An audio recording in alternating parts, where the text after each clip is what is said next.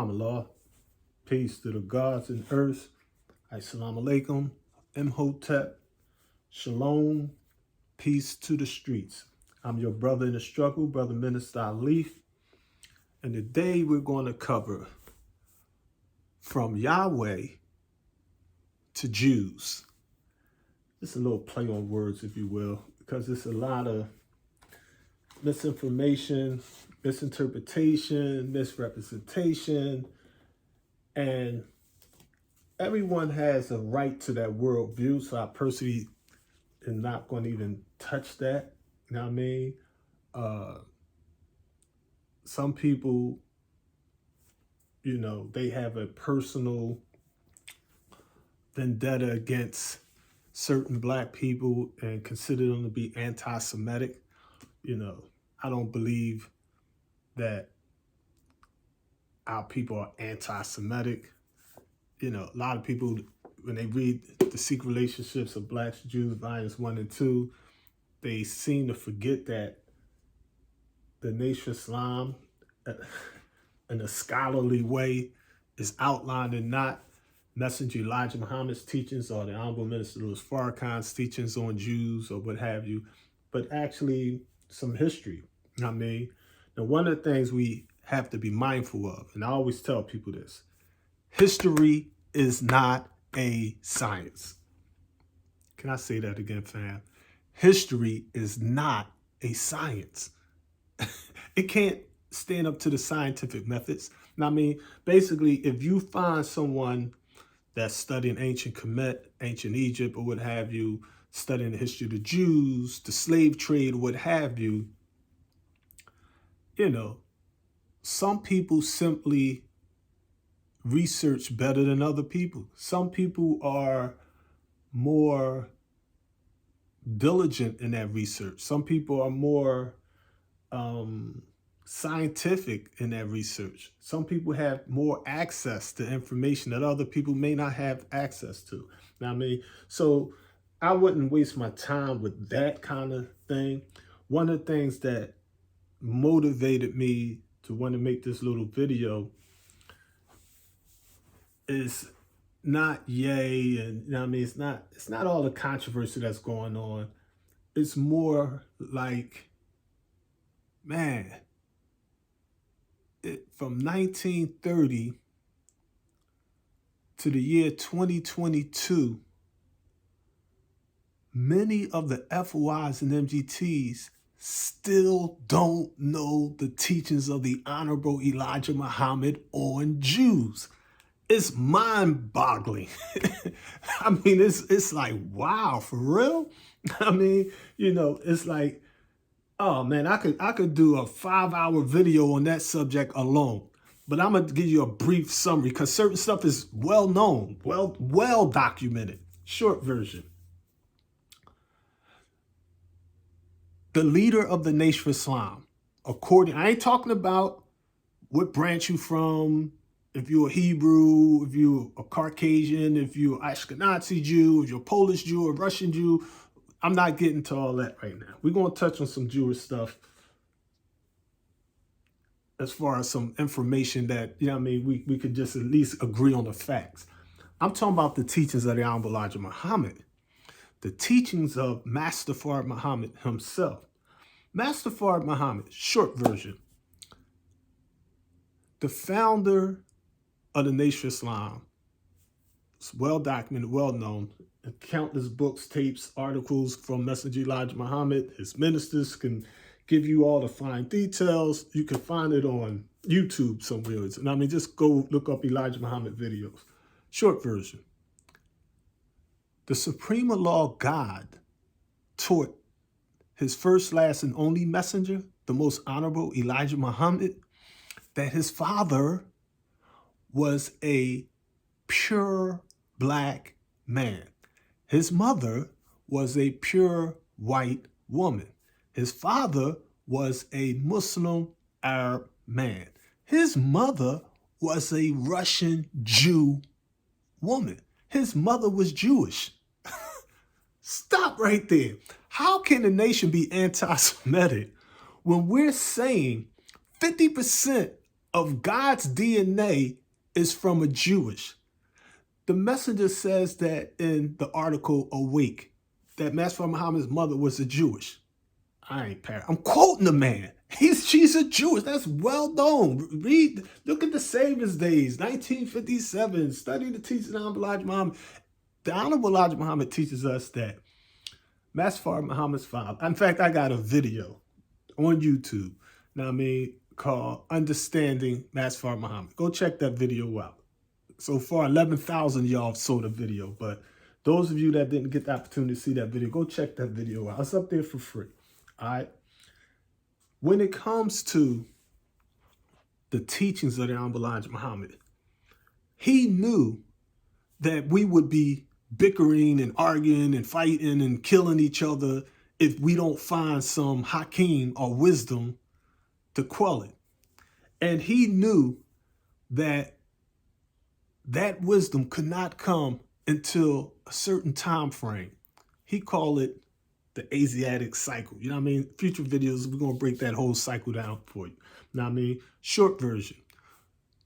We're living in the 15,000 year of our Asiatic calendar, according to the Honorable Elijah Muhammad and the Theology of Time. In fact, I'm going to quote the message holder. I like to, because a lot of people be like, oh, he's making it up. He don't know what he's talking about. Theology of Time from Messenger Elijah Muhammad. Instead of quoting it, let me take a moment to give you the exact day that he said it. Okay, here we go. Theology of Time, part 4, tape 4, what have you. But it's dated June 25th, 1972. Here's what the Honorable Elijah Muhammad says. He said,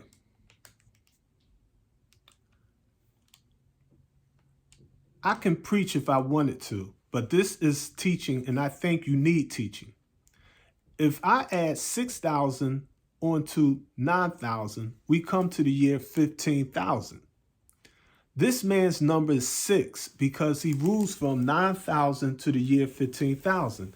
And this is the 15,000th of our calendar history in which we live. Don't forget now, I'm not talking about the Christians' history, but here in the Christians' time.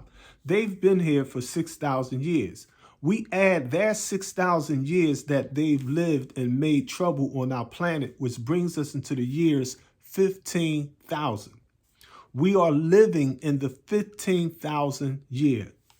There's many little things in the Bible, in history and science of us that I could take up with you. But I don't think it's necessary until I lay the base. Then when I lay the base, I'll come right back and answer your question that you failed to pick up on in the base. 15,000 years ago, and a little fractions over, Yaqub made his people and put them on time to rule for 6,000 years. He said to his people, quote, after you have lived 6,000 years, your brother coming in the 7,000 year will eat you up. This is well known by the theologians of white people. They know this. The white people know this. Okay. The message goes on. Listen up.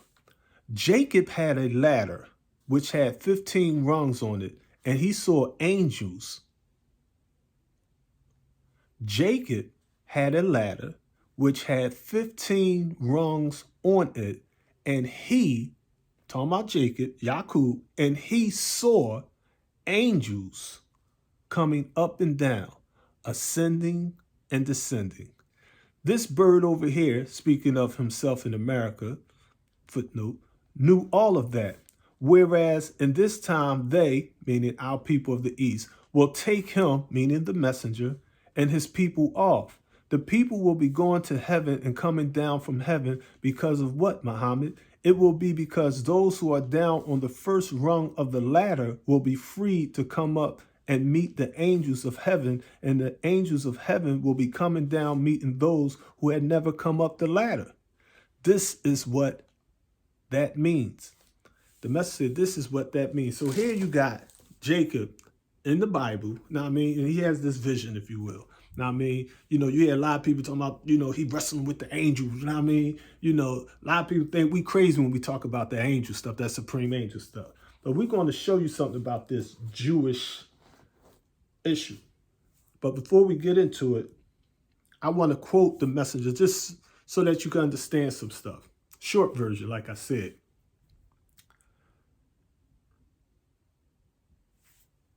Ishmael and Isaac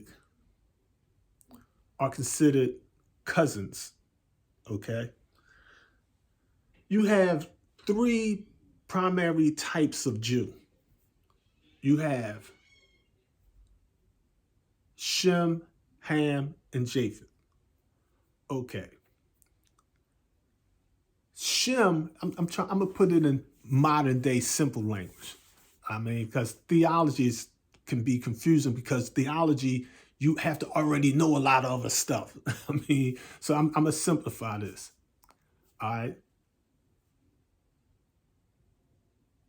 The Semites are anyone from the traditional languages Afro-Asian origin. But when you read the Torah or the Bible, when you read the scriptures is actually saying anyone from a Asian Afro origin. Same thing, but it's an important nuance there. Why? Because you're talking about an Asiatic, Shem, a Afro-Asian, Ham, and a Caucasian, Japheth. So you're talking about three prototypes of Jews written inside our cycle or prophecy of 15,000 years here. Let us look at something that the message teaches us about the real secret relationship between the Nation of Islam and Jews, if you will. Okay.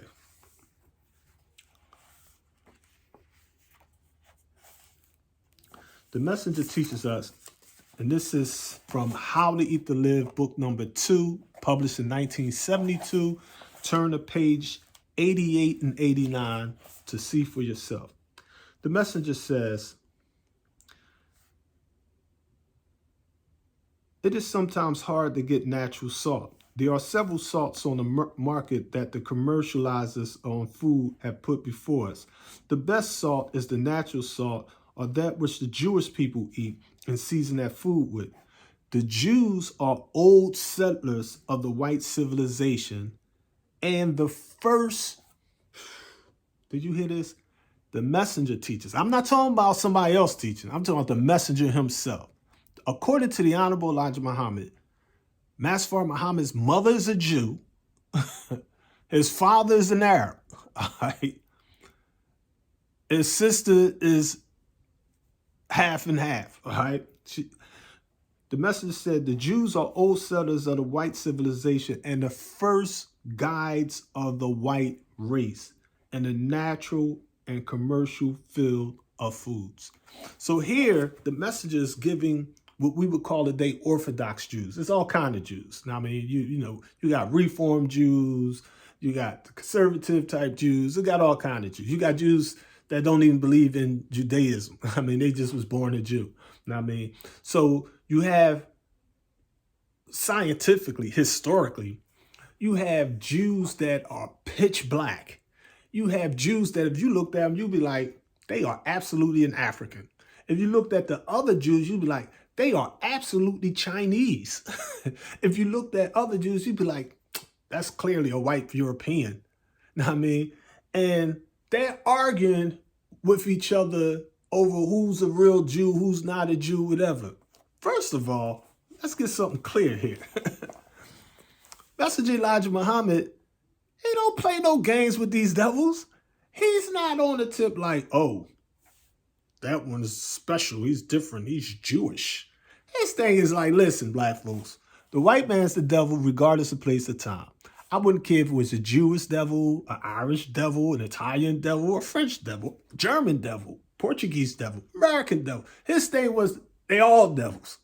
I mean, so it's like we don't take and isolate one nationality or one religion or do this devil have blue eyes or brown eyes or black eyes? Is they different from the ones with red hair, blonde hair, and black hair? He like, nah. The devil is the devil regardless of place or time. Study the lessons. Now, I mean, let's look at some lessons for a minute. Hold on, first. Let me take a lesson out for you, because I like to show y'all directly from the message here. Let me find this Lost Found Miles lesson number 1, section 2 for you real quick. Okay, here we go. All right. Now, partner supreme wisdom. Freedom, justice required. Lost Found Miles lesson number 1 for registered Miles only. This lesson is answered correct, and all students should read it and study until he or she can recite it by heart by Prophet W.D. Farr. Number 2, question and answer. Why did Musa have a hard time to civilize the devil 2000 BC? Answer, because he was a savage. Savage means a person that's lost the knowledge of himself and was living a beast's life. Musa was a half-original man and a prophet. 2000 BC means before Christ. In the Asiatic world, it was in 11,000 year. Civilized means to teach the knowledge and wisdom of the human family of the planet Earth. Now, that's from my book of lessons, Lost Found Miles lesson number 1, in a mathematical way. So, the messenger, he goes on what I was telling you earlier about the cousins. Let's listen how these Meccan Muslims describe Ishmael and Isaac, and how the messenger, he don't refute it or nothing, but he puts it in his book.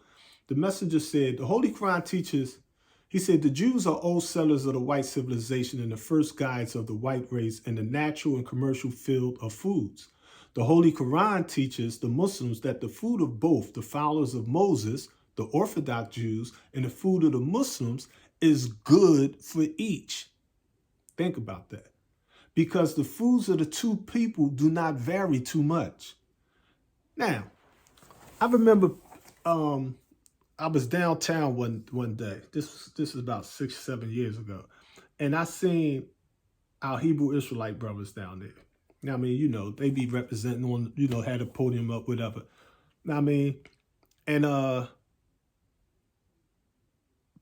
love the brothers. You know, I mean, they got a lot of heart. They, you know, I mean, my thing is, they teaching the same thing just in a Hebrew way. I mean, you know, but I took issue with, they had the picture of Master Muhammad on the ground. I mean, something like, yo, my man, why y'all got Master Muhammad picture on the ground? And like, oh, brother, that's he's something. He was, you know, like the information they had was wrong. But you know, we had a respectful debate. I mean, you know, but his argument, his premise was wrong. He was, what he was saying was absolutely right. But to me, it was a straw man's argument. And the thing was, he kept trying to get me to identify myself. He's like, well, who, you know what I mean, what you believe, brother? You know what I mean, I believe in me. I'm a self-believer. He'd be like, well, what's your religion? What's your faith? You know what I mean? I'm like, listen, don't try to pigeonhole me. I'm just here, I mean, represent Master Muhammad. You know what I mean? You know, I'm just curious as to why you got Master Muhammad on the ground. You know what I mean? You know, and long story short, his argument was the bloodline makes Master Muhammad a Caucasian. His argument was, according to his spirituality, his religious, his Torah, you know, his way of believing, your lineage is traced through the father, not the mother.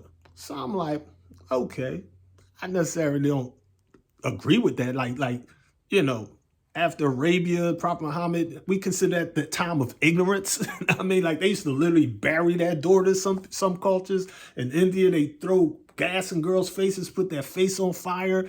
I mean, and you know, you have clitoral mutilations. I mean, people think they got the son. I mean, it's like, you can have a wicked son and a righteous daughter. I mean, it's like, come on. I mean, you know, but their belief basically was like tracing the lineage of the son. And his argument was Master Muhammad's father was white and his mother was black. I'm like, nah, you got it backwards. Master Muhammad's father, Alfonso Shabazz, was black. He's the leader of the Gandhi. I mean, his mother was a white Jewish. They was like, no, brother. Like, oh, you know what I mean? I ain't want to tell I was a minister and all that. I ain't want to get it out. I mean, but I basically, what we did was, you know, back then, you could take and just check on the phone. So he checked on his phone and he's like, yeah, damn. Oh, my bad. You know what I mean? So they, you know, they picked it up and everything. And we had a good, positive dialogue, so much so that it eventually ended with me and another FOI. Shout out to Supreme Angel Kaleem Allah. Me and brother Minister Kaleem went to that temple. I don't know if they call it temple or synagogue. I believe it was the temple down. It was near my mom's house. My mom was living basically across the street from Germantown High School, so it was somewhere down Germantown. Know what I mean, nice spot. Know what I mean, they gave us vending tables in there. We had unity, respect, you know what I mean? And, and we built with them, you know what I mean? In a respectful and intelligent, brotherly way, you know what I mean? The sisters was real kind, and, you know what I mean? And when they was teaching, I personally, I didn't hear anything that I disagreed with. I mean, it made perfect sense to me. So I'm not hating on my Hebrew Israelite brothers, nothing like that there, you know what I mean? They teaching raw truth, but they teaching it from their platform. I mean, and my thing is they got a right to have their own worldview. But when I look at that worldview, I'm like, y'all teaching basically the same thing we teaching in Nation Islam. I mean, it's just more biblical, more Hebrew, more traditional with the biblical stuff. You know what I mean? You know what I mean? Like, peace. You be your way, to we be ours. So we just kept it moving like that. You know what I mean? But the Bible teaches about these things, and the messenger goes on to say that the Orthodox Jews, when he talk about Orthodox Jews, what he's basically talking about, he's trying to make a complicated situation simple. He's saying, like, look, those Jews that's trying to practice the Torah, you know what I mean?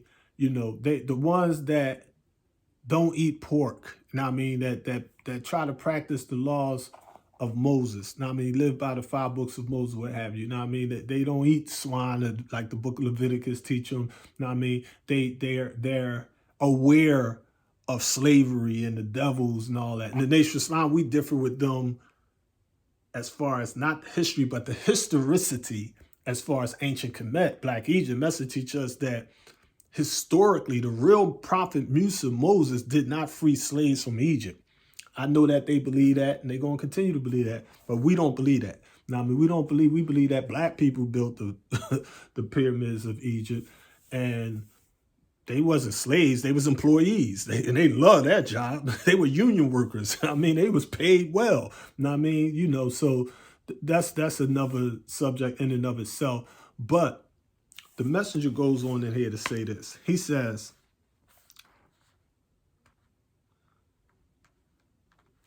the Holy Quran teaches the Muslims that the food of both the followers of Moses, the Orthodox Jews, and the food of the Muslims is good for each, because the foods of the two people do not vary too much.